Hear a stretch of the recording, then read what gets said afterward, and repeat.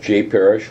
I'm a retired sheet metal worker, so I worked in construction for about 35 or 40 years. When I was turning 60 years old, I wanted to do something, some type of sport, and I wasn't sure what I could do. I was too slow to bicycle race, and then somehow I think through the internet I found arm wrestling competition, and they had different age and weight categories. So it just seemed like I fit into that pretty well. So I just thought it'd be interesting, and I'd kind of explore it. And I went to an arm wrestling tournament in Lake Tahoe. I was kind of fascinated by it because there's just a ton of technique that has to be executed, and you have maybe 30 seconds to do it all.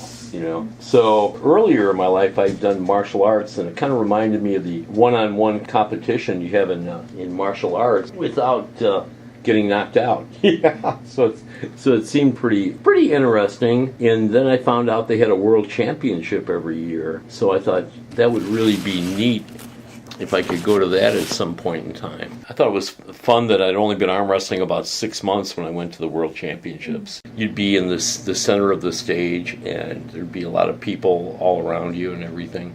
And a little hard to keep a cool head. After I went to one tournament, I kind of really enjoyed it. And then I went to a couple more, and that was in 2005. It was a lot of fun, and we all had uniforms, and you were kind of on your own to train. But I thought it was really exciting. They had maybe 15 or 20 different countries represented at the World Championship. So, and actually since then, it's gotten bigger every year. There's so many different techniques you can use, and people train doing different ones, And then I got a few sponsors, so then I really felt obligated to do as good as I could. Pretty much, after the World Championships in December of 2005, I went to a tournament in Reno, Nevada in January of 2006, and I broke my left arm. As a result of that, I had a plate and some pins put in. So that kind of stopped me arm wrestling left-handed. And then 1.5 years ago, I had a bicycle accident, and I had to have surgery on my left shoulder. So neither one of my arms are as good as they were when I was training for the 2005 World Championships. If I hadn't gotten any injuries, I would probably still